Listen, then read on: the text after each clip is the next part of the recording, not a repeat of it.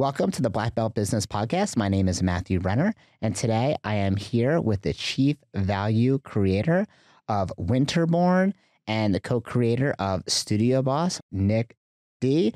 And you're going to find out today how he got started in martial arts. You're going to hear some crazy stories about jumping from one organization or one part of martial arts to the next, whether it's like a school or a professional organization. So you're going to want to listen to this whole thing. And also he has some big changes coming up to Studio Boss. So you're going to want to listen to the end because this guy is a marketing genius and really a marketing, like a lead marketing mind within the martial arts industry that I've known for a long time. So, and I know we haven't really gotten a chance to like speak a lot, but I've seen you a lot, like, online. I know my brother's talked about you. So I'm really excited to have you here. Thanks for coming, Nick. Thank you so much. Great introduction. You made me sound really good.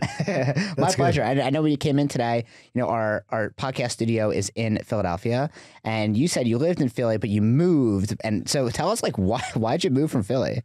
Oh man, that's definitely a great story to start. Well, I'm originally from South Philadelphia. Okay. And I love it. Like it's in my blood, Rocky. I watched that 1977 with my grandfather right in South Philly. So, and then I moved to Jersey. My mother, she was from the city, obviously, Philadelphia too. And then we moved to New Jersey and about fourth grade.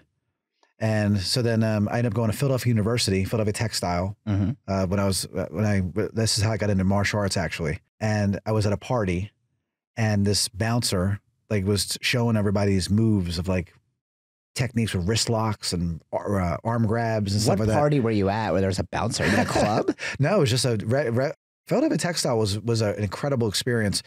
It was first of all, it was there was this one girls dorm, and then there was another co-ed dorm. So it was very, very small. It was like a suitcase college, they called it. Okay. So I thought it was gonna be great, all these parties and everything. And then I remember the first or second Friday night or whatever it was, the weekend. And it was me and about 9 dudes just sitting in a dorm. And I'm like, and I'm like, yo guys, what are we doing? And they're like, well, we need to find some girls. Yeah. And so literally I remember, and this all ties into everything because really it's you say marketer. I really believe what I am is I'm a gatherer of people. Yeah. I love bringing people together, So what I did was I went out, I went to the girls' dorm. I knocked on the buzzer or whatever it was. They let me in, and I went down all the rooms were open. I said, hey, we're having a party. Come over. Hey, we're having a party. Hey, I'm Nick. It was just very nonchalant and just yo, you want to come? Put yourself out there. Exactly, exactly. Put yourself out there. And and I did. And then again, it wasn't. I met the bouncer on this party. It was several parties later. I met this the guy, and I see him doing all these moves, these Kempo moves, which wrap around, wrist crossing talon. Yeah, these are self-defense tactics, and he did it on me, and I have to say, immediately I was just hooked.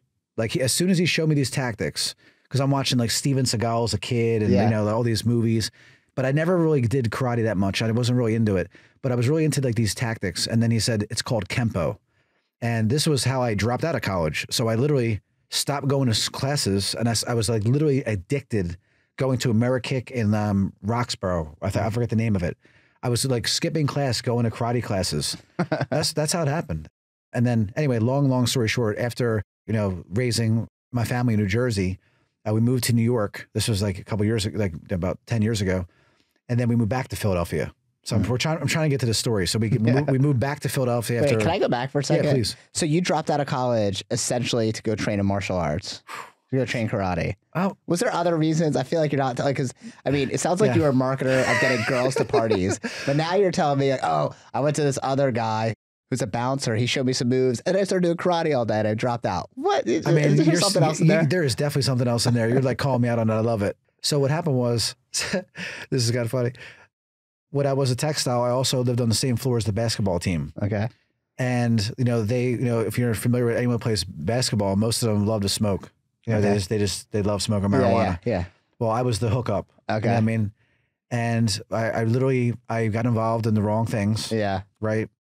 And I started realizing that I could make a lot more money doing that than going to college, honestly. Okay. Got it. Really, seriously. Yeah. And the bouncer I told you about, this is where it gets really interesting though. The bouncer I told you about, when I met him, I was kind of failing out of school, you know?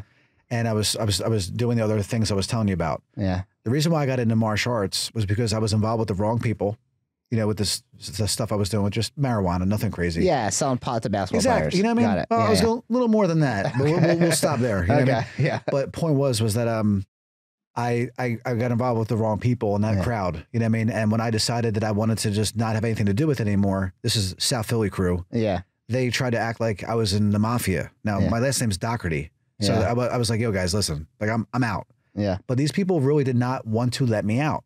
They really didn't. And the long story short was when I literally, tried to get out of this situation and tell them that I was out, I was like chased by several cars, like going across the bridge, and they were they were not letting me out of this thing. It was bizarre. And they're trying to beat the crap out of you, or they're trying to rob you? Like, no, they really believed they were like, seriously, like there was like some kind of like family, this mafiosa like family, like some of them might've been connected at some point. But when I told them I wanted nothing to do with it, they did not take it right. Here's the problem. They think you're going to rat them out. Like anyone that's in the game, in that type of game, that is the game, because it's like you think that your best friend. It's just no. It wasn't something I was proud of, but interestingly enough, it is marketing. That you talk about marketing, like when you are selling drugs or selling weed. I mean, look at Jay-Z. I mean, it's not only just people that are selling weed. You see, he's selling kilos of coke. Yeah. I mean, you have so many other factors that you have to watch out for than just getting a job. That you have to worry about the cops. You have to worry about people ratting you out. You have to worry about people that are trying to steal from you. That you're having to measure a lot of different things constantly. And I love that, because that's when I think that skill from the street has helped me tremendously in business. Like I just know when it's time to get on or move or basically readjust where I'm at. And I know we're going to talk about that a lot of times throughout my career. Like, I think that a lot of people are scared. I'm not scared to move. Like, I told you before we started talking, like, I'm not going to be in a relationship just because of money. Like, if I don't believe in your values, if I don't believe who you are, if I don't trust you, it's like, I'm not staying around because I have a contract with you. I will get out of it, buy out of it. I will be done with it. I won't do it because of money. Okay. So, and a lot of that. So to get back to where you college, you drop out of college, first of all, for textile, I'm not sure what that means exactly. Can you tell me what textile means? Yeah, great question. Textile is like clothing tiles. Like it was a fashion merchandising school. Okay. I was going for accounting. Okay, but there's the main reason why people went there is they would have their textile factories, and they would learn how to create fabrics and create like clothing. So why did you go there for accounting? Oh, because it was a beautiful. Oh, have you seen a textile? Oh, it is the most. It is beautiful women for sure. Okay. Incredible campus. Okay. Just like it is just gorgeous. So it's like fashion design. So they had hot women there. Yeah, hot women. Okay. The artist. I was always, like we talked earlier. Like I've always been into art, drawing, and my father. It's interesting enough. Jim Solano, who was at the time the agent for Clyde Simmons, Reggie White, Jerome Brown, the best Eagles. Yeah. He was the accounting teacher at Philadelphia University. My father was very good friends with him. Oh, I always got tickets. I always met those players. So he kind of like was telling my dad all the time, you should tell him to come here. And when I went there, I was either there or St. Joe's. Like I really wanted to stay. I really didn't want to go to California or like far away. Like, so those are the two places I applied and I got into. I came from a very small prep school. So I was either St. Joe's or textile. And I really just liked it. Like, it's interesting. We're here in this, where you are doing this podcast. Very similar, very artsy. And that's really what I'm not a normal type of person. I don't like to, I like art. It's funny because until we talked today, I would have never known that. Like, I just see you as like, the guy who understands business marketing and gives it, or at least tells the martial arts community how to actually use it in their martial arts school. Right. And it's not martial arts. I mean, your niche is martial arts marketing, right? But it's like marketing that can apply to most business, right? It's the people business. Yeah, the people business, right? But like hearing this other side of you, like really loves art. That's really what you wanted to do. It was really cool. So you got to kind of backtrack. So you got involved in martial arts. How old were you when you started doing that? So you're in college? You're like 19, 20? I don't consider like when I did martial arts when I was younger, like I don't really consider that like I was forced to do it because I was having trouble in school. Okay. Focusing. Like I have severe ADHD. Like I know I always did. I don't like rules. I don't like sitting. Like I don't like classrooms. I never did excel well in school. I was more of a thinker. And like I always like to like create and draw. And like, that's what I like to do. So so you did karate before Yeah, college? I did. So when and I was, you went back after college when you saw the bodyguard doing wrist locks. I was getting in trouble. I was having some challenges because I knew that the people that I wanted to get away from, like these weren't normal people. Yeah. Like, so I knew that if it came, like these, like, listen, if you're not from South Philly, it's very different than the suburbs. You can't run. Yeah. There's like, if someone is coming after you, they're going to get you. Streets are small. You know what I'm saying? The street, Yeah. and it's just the way South Philly is. Yeah. So like when I knew that I had to like learn how to defend myself, because I might have to defend myself. Yeah. I really wanted to know how to defend myself. Right. And this guy, you know, at the timing of it was just impeccable, because I'm like, wow, I really need this. And then what really hooked me was I started going to Andorra. So it was American Andorra, and they started sparring. And then when I got into sparring, that was when I was obsessed. I was like, this was like, I just loved it. I also, when I was a textile, I played soccer the first year. I made it as a walk-on. It was Division I. And one of the most brutal things anyone ever said to me, the coach said to me, he's like, he pronounced my name wrong. Didn't even know my name. And he's like, Dougherty? I'm like, Dougherty. He's like, you're never going to play. But he made the team. And I said, never? He's like, ever. He goes, but you'll be a great practice player. That was another devastating like thing for me, for my confidence, because Damn. yeah, like I just was like, you know, I can't remember, I told you I came from a prep school. It was we were #1 in South Jersey, state champions my senior year. In soccer, you're talking about. Yeah. Yeah. And so that was a hit to the gut. Yeah, You're not going to play. And you know, my coach told me, like, I never, like, in high school, like, I didn't want to practice. Like, I just wanted to play. I really want to play all year round. Like, I don't know. I never really, I wasn't into it that much, but I loved the team and I loved the people I was with. But I was athletic enough to at least make the team, but I didn't play. I knew I needed to do something else. Like, that's why I thought karate was it was right there, man. It was just all worked together. So at what point did you transition from karate student to being involved professionally? That's a great question. So here's the story for you. So I go to my first martial arts tournament. You might have been there. It was Amerikick Cheltenham. It was the Cheltenham tournament in Amerikick. And I did pretty well. My sensei just tells me side kick and back knuckle. That's it. Front leg, side kick, back. That's all I want you to do. And for sparring. That's it. Point sparring. Yes. Yeah, point sparring. Yeah, front leg, side kick, back knuckle is like bread and butter. I was only an orange belt. Yeah. So it wasn't like, you know, whatever. So I was happy. I took my first tournament. I was like shocked. And oh my God, this is even funnier. The bouncer that I told you about. Yeah. He drove with us to the tournament. Now we're the same rank. He tells the girl that's in the car that we're driving with, he's like, hey honey, listen, don't worry. I'm going to the finals. So don't worry. Nick will probably get knocked out the first round. He got knocked out the first round. I won his division. That's so funny. Yes, that was funny. So that I forgot that one, but that's what I was. So how did we get involved professionally? So you started So the next tournament I went to, I didn't do so well, right? And this guy with American flag pants that looked like a bodybuilder, I guess, like, you know, they were baggy and he just looked Isn't that what everyone wore? It was back then. Yeah, that was like the style. Like, you're like the cool kid if you have the American flag. He did. Big baggy pants. And he was giving me these tips, like after I lost. Yeah, he was just telling me all the things I was doing wrong. Yeah. And then he's like, and you go to Amerikick, which one do you go to? And I told him where. And he goes, why don't you come and fight with us? He's like, you know, you're pretty good. He's like, but I think that if you really like tournaments, you should come fight with us. I'm like, where's that at? And he's like, at Delran. So I was like, okay. So I have no idea where I'm going. And now you know these people. Yeah. So I'm an orange belt. I'm sorry, purple belt now. Purple belt. So I go to Delran and I walk in and it's Mark Russo, Nick Perdun, Chris Malares, and Justin Smith. And I'm a purple belt, right? Justin, I hope he listens to this. I think that day, the first time we sparred, I think he cracked my rib. You know, like it was jump spin back kick. And that was the best, like that, again, like that was incredible because here I am at purple belt and you know those guys, they were the best martial artists in that entire organization. You know what I mean? And that was great because like everyone that I fought all the time, like Chris Malares, Nick, like they were so much better than me. But they were so much better than me. But then when I would fight the people that were brown belts or whatever belts, I was destroying them. Right. So anyway, that's what I did. So Mark Russo, because you were used to working with competition, that was just so much better. Yeah. I mean, like my point was Mark took me under his wing. He asked me to go train with them. That's what hooked me. And then he said, I'm opening a school. He's like, you'd be great as an instructor. He's like, let me groom you and you know, to be an instructor for me. So that I was training at Delran before Marlton opened Mark. So Mark Russo opened Marlton. That was his first school. And by the time, you know, he opened it, I was now like a green belt with like 3 stripes or whatever it was.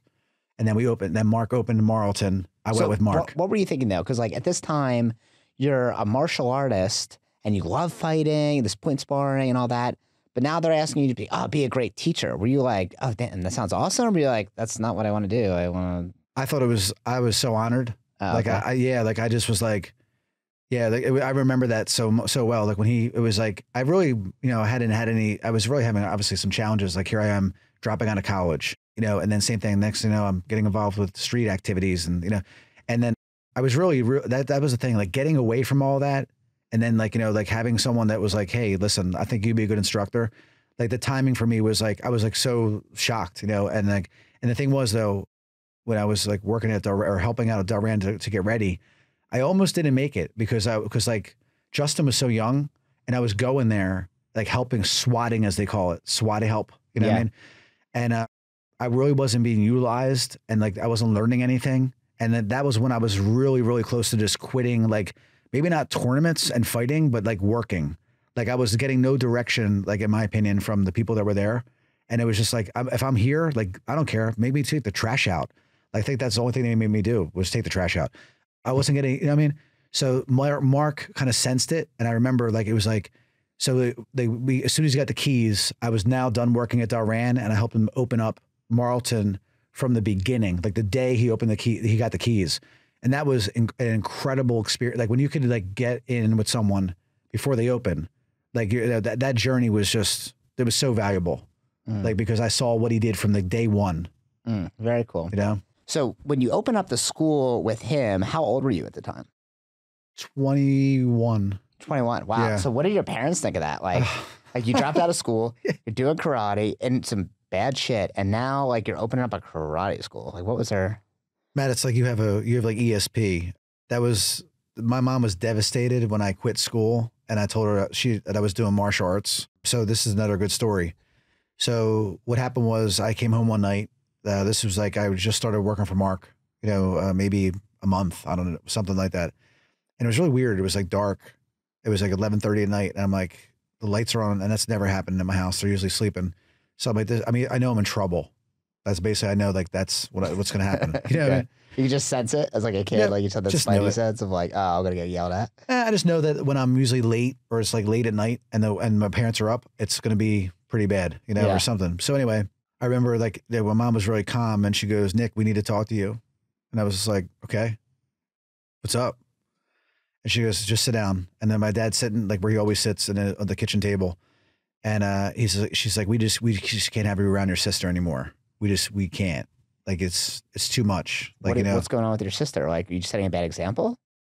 Yeah, I'll go into it. So, basically my sister was 7 years younger than me. So she's about 13, something like that. So when my mom said, you know, we can't have you around here anymore. I was just like, okay. I said like, you know, I guess I'll figure something out. And she's like, no, like you need to leave now. And I swear, I tell this story all the time because it was a really like an incredible moment. I remember for a split second, my stomach was absolutely just in shock. You know what I mean? Because I said, like, it wasn't like, I was like, wow. You know what I mean? Like, and it was just like so devastating, but there was so many things that happened up to that point that were so bad. Like, you know what I mean? Like always like, you know, things happening with the yelling and like, all kinds of stuff. Like it had happened. So I knew she was serious, you know? And so that was it. So I remember, like, I just said, could I get my stuff? And I remember going up to my room and being like, what am I going to do? Like I'm not making anything for Mark. I'm making like 300 hours a week, and I'm working. It's like, you know, and then I'm thinking, where am I going to go? You know what I mean? So that was like just one of the worst, like walks up to my steps or up to my room, and I just got a bag and I put some clothes and whatever. I was like shocked. I got my stuff and I got in I had a Jeep at the time, and I really only had one person that I could think of that I can go see, and it was my friend Nick. Of all things, his name was Nick. And so I remember there was no cell phones then. Now this is by the time he lived in South Philadelphia, by the way. So by the time I get there, it's, you know, 12:30, 1 o'clock in the morning, you know, and I literally had to sleep in the car that night in the parking lot from where he lived because I couldn't call his house. Like it was like too late, like whatever. So I remember the next morning I saw him, and his mom was kind enough and said, you know, that I could stay there. Right. So I basically just moved in with my friend Nick, because my mom basically was so disappointed in me becoming a karate instructor. My mom was the head of the law academy of her high school. My father was a federal agent for the government. My mom was a teacher so for 30 years. So they just thought you were going to be a karate loser, or it wasn't a real job? Like, what were they thinking? Why were they so disappointed? They thought something was wrong with me. They didn't. My mom. I mean, like back then, if you told someone you were going to be a karate instructor, like it was almost like what are you thinking? Yeah. It was just, you know. So it was that was tough, because also at that point, that was when I tell everybody that's when they cut me off, because I had a car, I had insurance, I had clothes, I had bills paid, I was a average, you know, middle class kid with mostly everything paid for. From that point forward, that was it. And that was like, people talk about hustle. When you have nowhere, when you're done and like you're 20 years old or 21 years old and like you have no one, there's no other option. Like you have to learn how to make it. Sink or swim. That's it. So I had no support. I was the first Christmas that I didn't see my parents, like, because we didn't talk. Like to me, I was like, you know, there was no cell phones. I was just like, I really just focused on martial arts and karate, and I lived in South Philly. So I would drive, you know, every day. And it wasn't until probably about, I think it was literally, I remember like my parents came to my black belt test, and I still didn't really have the support. Even when I opened my school, that was the first time when I finally opened my school, this like my own school, my mom had said that I proved her wrong. That was like literally 5 or 6 years later. She's like, you proved me wrong and I'm proud of you, you know? And, it was like, and I think that's the thing though, the lesson for everybody on that is that the things you really want to do that are best for you, most people in your life are going to tell you not to do them. You know, like I was following literally my heart. I knew that I loved this. I loved karate. Like, and then when I started teaching and like helping kids and doing tigers and dragons classes, I loved it. Like, I know some people don't care. They think dragons or little dragons or tiny. I loved doing the tiny tigers. I loved doing the little dragons. I love the demo team. I love people. I love intro lessons. I love trying to upgrade people to Black Belt Club. I love doing, I just loved it all. You know what I mean? And so it's like, I think that a lot of times, like, you know, again, I'm sure so many people relate. Your mom's a teacher, your mom's this, your mom's that, but you're an artist or you're something else that's on a little more, you know, not normal. You're going to either like just follow what they want you to do and be miserable when you're 40, you know, and like questioning, like, what did I do this for someone else for? Or you might have to go through a little more crazy shit that I went through and just to follow what you know it's best for you. And, so, you know. So what point did you start making like real money? Because you're living on your own. Yep. You're, you know, living in South Philly, but like, you know, you have the school that's open. How many years did it take you to be like, oh, now I'm making like real good money? Well, you know, I think that even when I was working for Mark, I think we all know, like, most people don't make great money working as an instructor. You know what I mean? But the thing is that going back to the hustle of, you know, selling drugs and having to make your own money all the time, I never looked at it like I didn't care what he paid me, because I looked at it as like, yeah, I got birthday parties. You know what I mean? I know I'll get tips for my birthday parties. I know people want to do private lessons with me. Okay. I know people they just want like I did all the most weird, odd jobs from that martial arts school. I babysat some doctors' kids, like, and she paid me incredible. Like, they would go on crazy lavish vacations. They would give you extra money for doing other things in the school besides just teaching class. Yeah, okay. Like I would never would have made it. Like, here's the point. I could have begged Mark for more money. Like, if I just would have lived off of that and didn't do the extra hustles, I never would have been able to do it. I would have had to quit. Like, there was not even, like, it was barely enough to live. Okay. Like, one of my instructors and working for me, he like worked at the restaurant next door. Like, I was so bad off. He would literally like give me slices of pizza several times a week because they knew I didn't have the money. I had people giving me sneakers.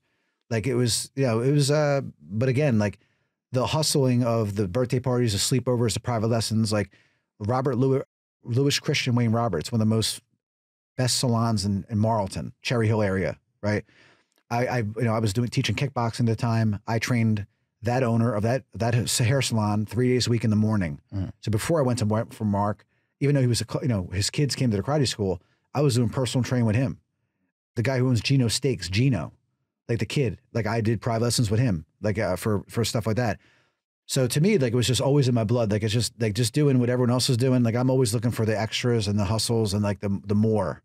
Like, it's like, that's just in my blood. Like, so when you say, when I start making money, so as soon as I opened my school, I started making money. Okay. I did 5,000 door hangers myself. Like, I'm not even kidding you. So I opened my school in Washington Township. I did 5,000 door hangers. Like, you went around door to door and hung it. Okay. Yep. And the best part about them was that it was in the summertime. It was like, my grand opening was in October. So we got possession in July. So the whole summer I was doing these door hangers and going out in front of supermarkets, giving out flyers, like the most guerrilla marketing things you can imagine. But the advantage of that was, even the door hangers, was that I was younger. I was great at talking to people. So when I was doing the door hangers, like, I brought a clipboard with me at the time, and like, I would just start talking to someone about, hey, it's okay, I'll give you this flyer. And then, what is it? I'm opening a martial arts school. Then we would start talking. Like, I remember, like, the first month I had 150 students, and there was no like paid trials and all sort of shit. So you did some crazy guerrilla marketing in the beginning. So that way when you opened, wow. People call it whatever you want. I hustled my ass off. Yeah. Like, I went to door. I went outside of the supermarket. I had an appointment calendar with a pen, like, and I was relentless on calling and following up and making sure I got them to come in. And I gave them the best experience they could. I just know that, like, even when I did intro lessons for Mark, like, I just had a really good way of connecting with people, making them feel comfortable, like I did the same thing. And yeah, so the first, I forget what it was, my actual statistics, but to give you contrast, by the end of my first 5-year lease, like, I signed a 5-year lease, I bought the land and the building a mile down the road, like, with no help from no one. Wow. Like, I didn't get a loan from nobody. No one gave me a penny.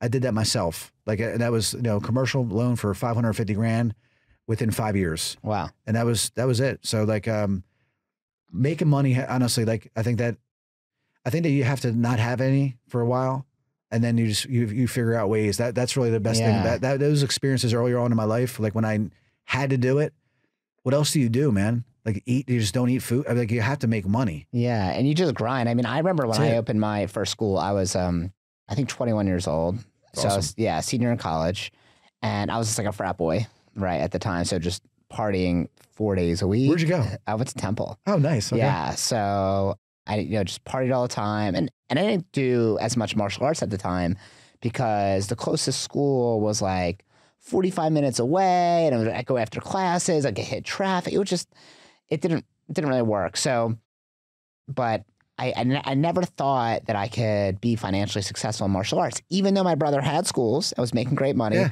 I didn't believe it, right?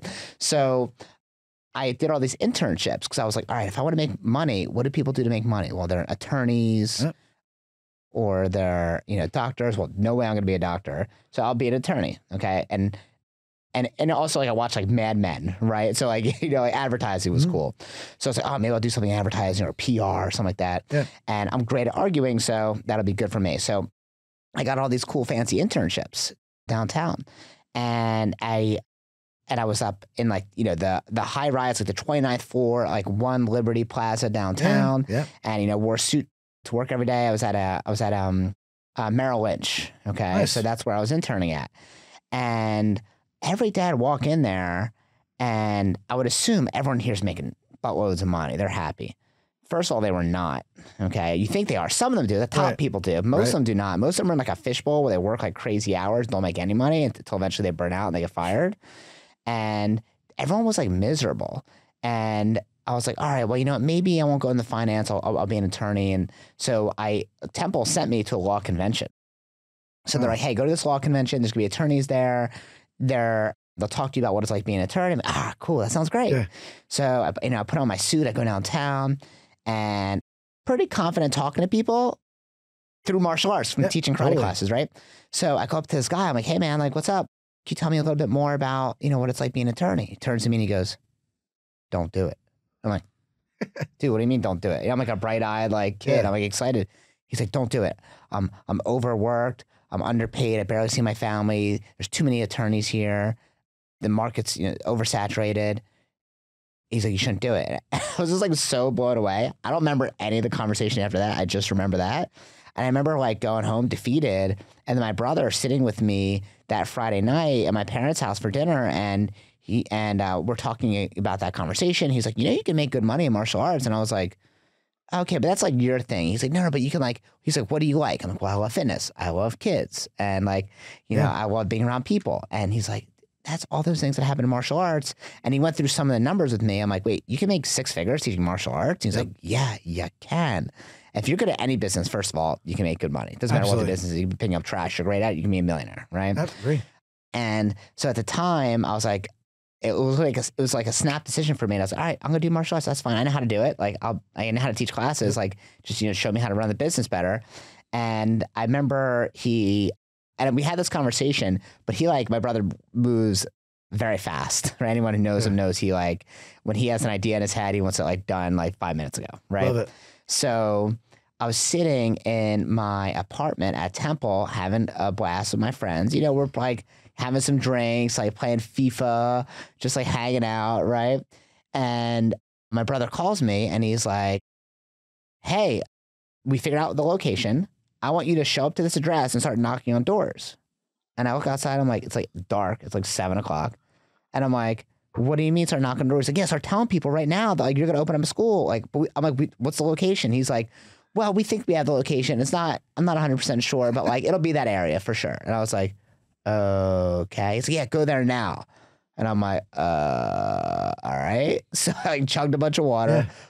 I didn't tell him this, but I had to wait a couple hours. Okay. Probably like an hour and a half. And I get the car, drive there. I wasn't drunk or anything like that.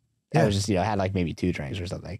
And I was like, all right, I gotta get out of here. So I drive down to the area and I just start knocking on doors. Literally, I didn't know where the address was. I didn't have flyers. I had nothing. And I went and with my partner at the time who helped me open the school, and we just knocked and we go, if someone answered, we go, hey, my name is Matt. I'm opening up a karate school in the area. I just want to let you know. And they're like, where is it? And I'd be like, it's like Route 130 South something. And I'm like, let me get your information. This is in Cinnamon. Oh, wow. Okay. Yeah. Yeah. And they're like, okay. I'm like, all right, thanks. And I think I may have a clipboard to get their information. Yeah. But every interaction just helped me build up more confidence. Like, I could literally just knock on someone's door and get clients that way. And today, what do people do?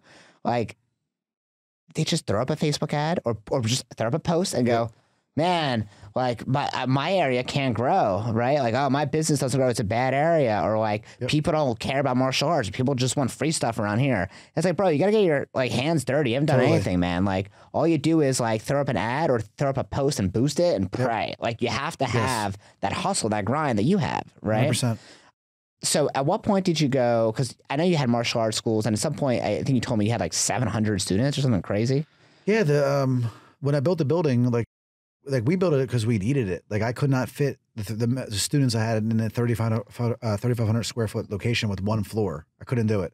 So our kids' classes, like I think that, remember I was telling you, I love the Tigers, I love the Dragons.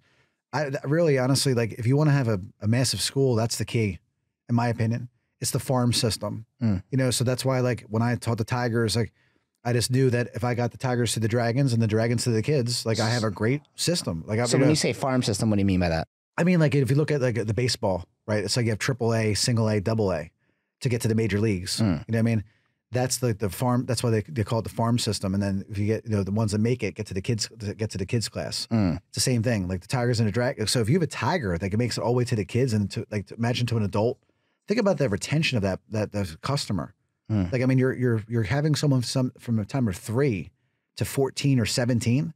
I mean, it's like you're not like, so that I have to claim, I have to thank Dennis Liebert, Justin Smith.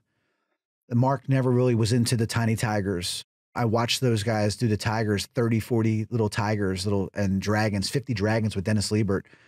And I loved his style. It was just like, he was like him and a couple SWAT members, and he taught them all one thing, and everyone's focused, and I just loved it. I didn't do obstacle courses and games. I was more like, I really, again, if anyone ever saw Justin Smith or Dennis Liebert, I don't think Justin's teaching anymore, but Dennis Liebert is still doing it.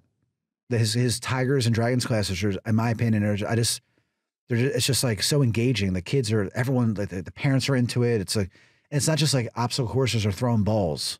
They're learning fucking martial arts. Like they have the look of a black belt at 6 years old or 5 years old. It's just, so I think that was the key, was that I had strong, immense, like tigers and dragons per. I'm talking 140 dragons.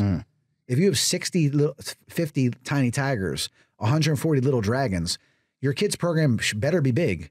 I mean, because you have a great, pool to pull from as they go up. As long as you have a great product, right? You have to have a great product. And that's it. Like I believe that our classes were great, and I agree with you 100%. Like, and then we had our kids beginner, intermediate, and then with 3 different kids classes, which we had to break up every single night in 2 different training floors. That like our kids beginner class always had 60, 70 people on the mat every day, maybe not Friday night. Intermediate, okay, was decent. And then the brown belt class, because they're there longer, 70, 80 kids on that mat. So you had to break it up. So we had 4 full-time instructors, not including myself.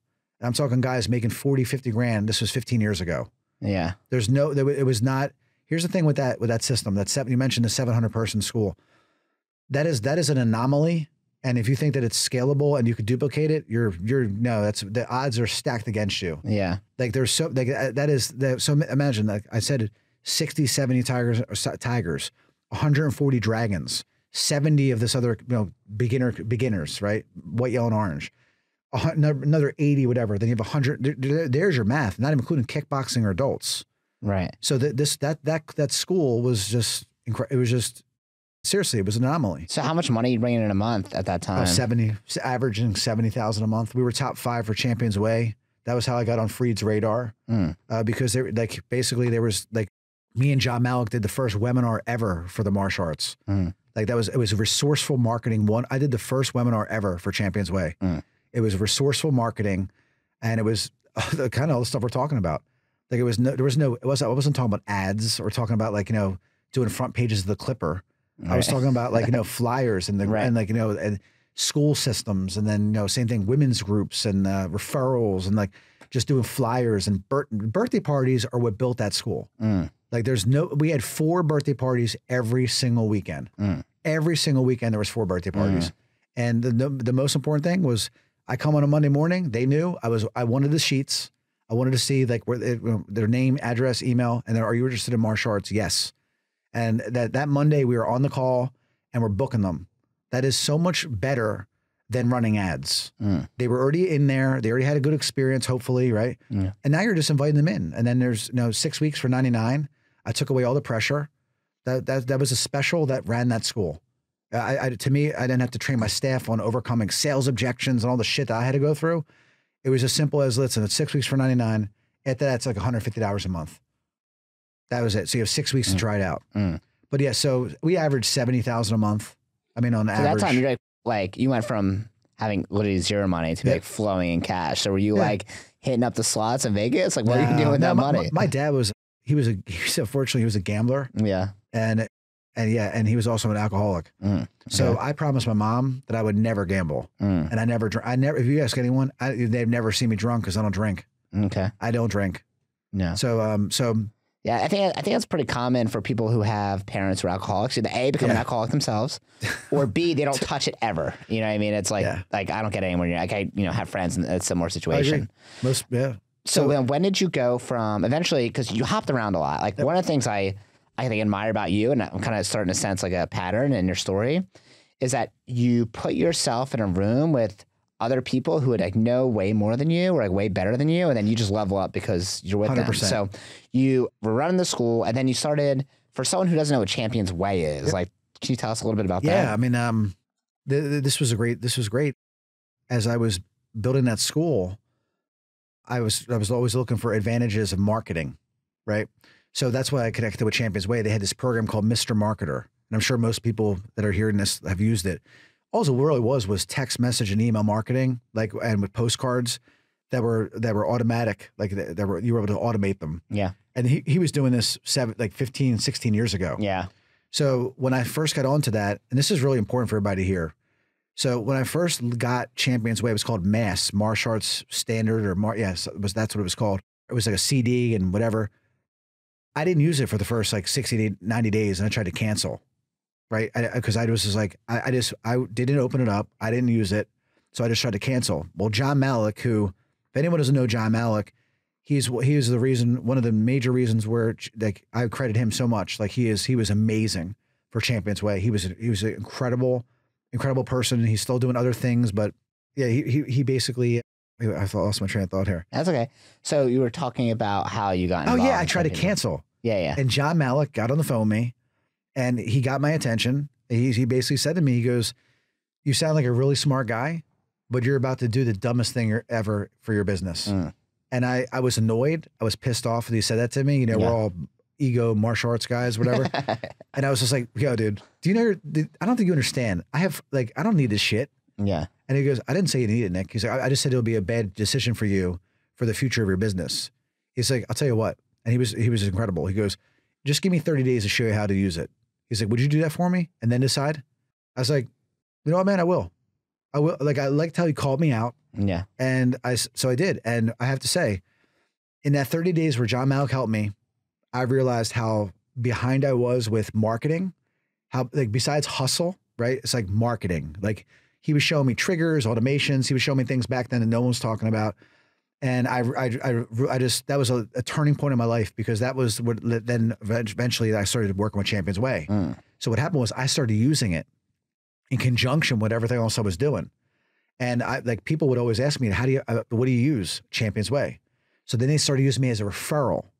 So now, like, John Malik and his sales team, there's about 7 guys that worked at Champions Way. There was a 7-team sales agency that worked for them in Vancouver, British Columbia. Literally, they all wanted to use Sensei Nick. So I have a guy that I'm doing a tour with. Can I bring a Sensei Nick on? That was my term back then. They just called me Sensei Nick. So they knew that I had the credibility because I had the school to back it up. There's a lot of people out there that don't have shit to back nothing up. Yeah, they're just, you know what I mean? It's like, I don't even teach anymore. I still have a building. I rent it to my nephew has a great Muay Thai academy, but it's like, so many people like out there in our industry as a whole, their conversation, it's like, you never did shit. And you're teaching people how to do it. You know? So they love that because Champions Way, remember, Freed's a world champion kickboxer.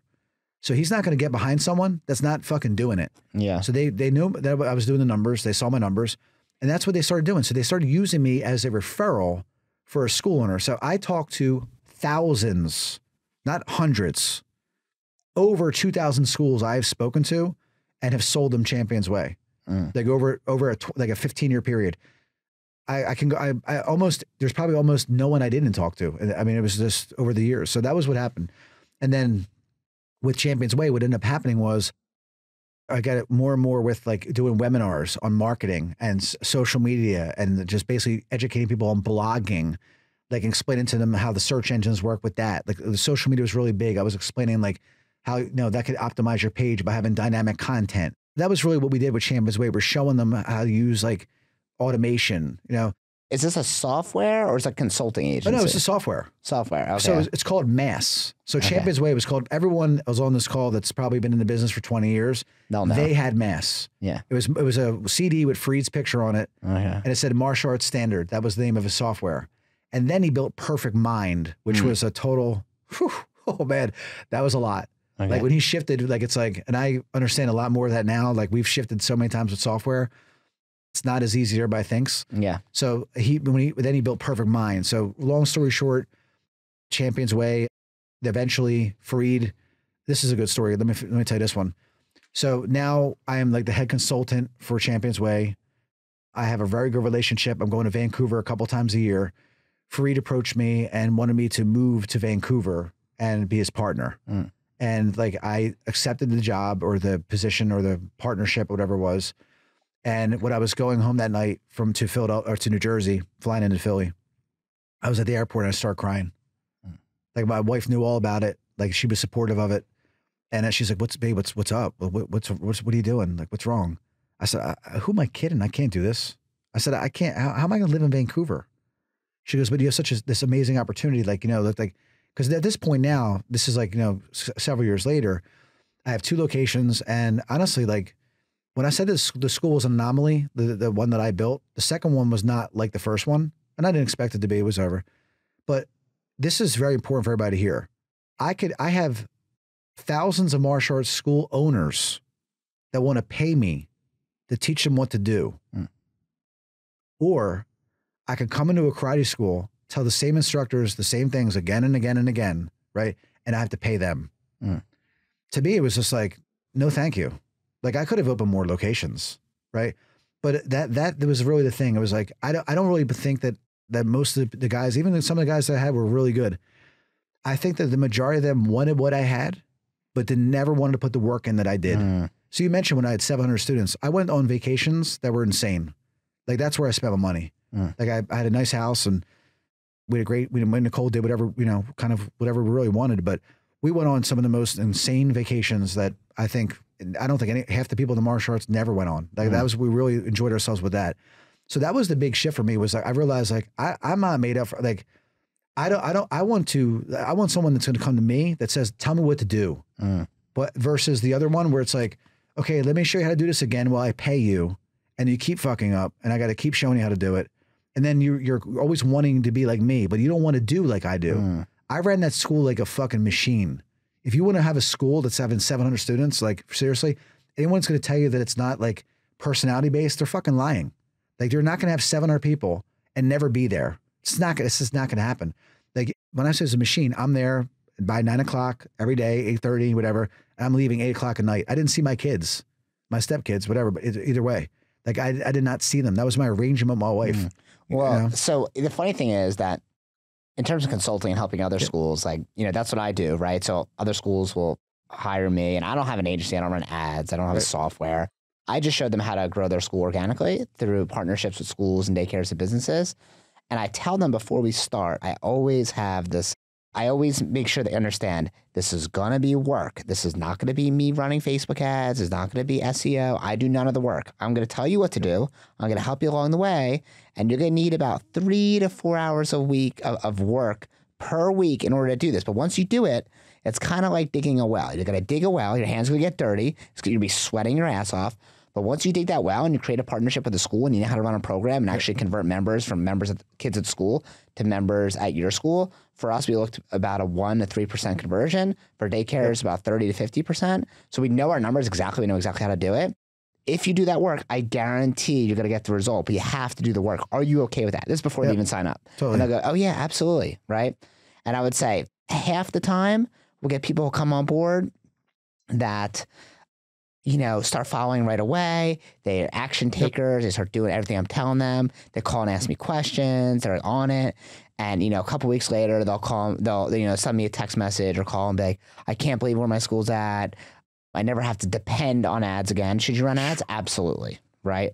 For sure. You should run ads, right? If you have the money for it, awesome. But don't completely depend on it because if it dries up, 100%, you're done. Right. Oh yeah. And then the other half of people will, for a week and a half, 2 weeks, tell me a bunch of reasons it's not going to work. Hey, it's not going to work for this. Oh, my neighborhood is different. Oh, did you do the things I told you? Because it's funny because like one of the things I realized I had to do was give them homework and actually write it out. So when I've done a call with them, I send them an email. Here's the 4 things I want you to do for your homework. And that way next week I say, okay, how are we doing this one? How are we doing this one? And I'll be like, week after week, do we do this one? No. Here's a reason why. Do we do this one? No. Okay, well, I don't really have anything to tell you this week because you didn't do this week. Okay, I'm going to do it. And then what happens a couple weeks later? Yeah, I want to cancel. Can we cancel? I'm like, well, why do you want to cancel? This doesn't work for me. I'm like, you haven't even done anything, right? Like you haven't done the work. Yeah. So people, I think, have gotten just more like lazy because of the internet, maybe.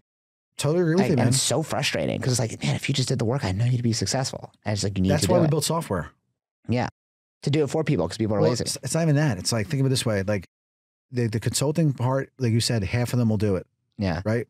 And the thing that we thought was half is like good in the industry. I agree with you, man. Maybe, half is like, I would say, and I don't say that to tell my own horn. Like what I'm saying is like, usually let's say you sign up for any consulting course. I've signed up for many myself. Like I'm sure you've signed up for things before, mastermind, stuff like that.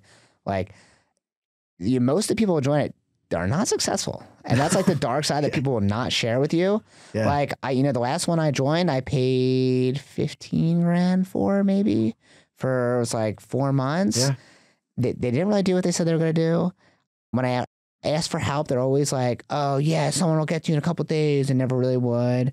And I just, there was, and no one ever tried to upgrade me or keep me when my contract was done. No one ever called me. No one was like, and I was so shocked because like this big company, and I was like, oh, I expected like, some follow through, and there really wasn't. So, I mean, some of that is for sure my fault. I have to take personal responsibility. But, like when it comes down to it, like, I think each time you join something, as long as you take one thing from it that you can learn and take to the next one, that's really important.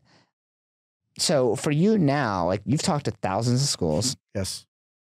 What do you see most school owners do wrong? Like, where do you feel like they make the biggest mistakes? You know, I think that this is a way different answer than I would have given a couple years ago.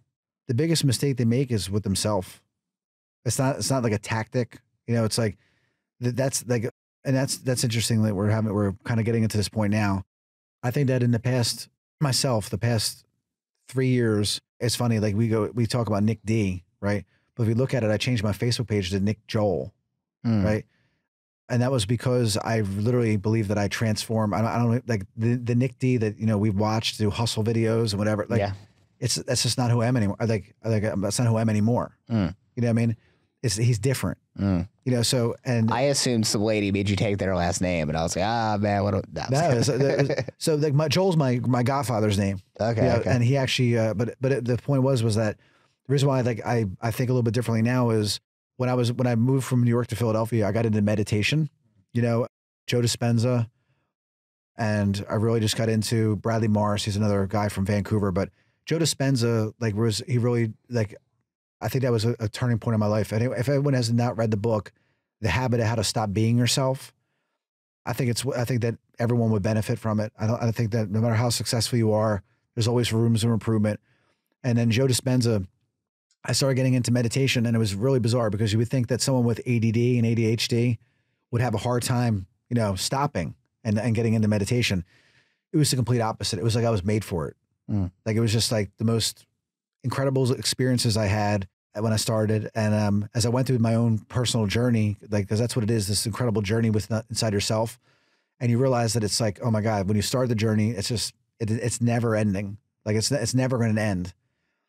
And during that period was like COVID and all this, you know, all the other stuff was happening. So there was lots of time to meditate, and, you know, there's lockdowns and all this. It was different. Right.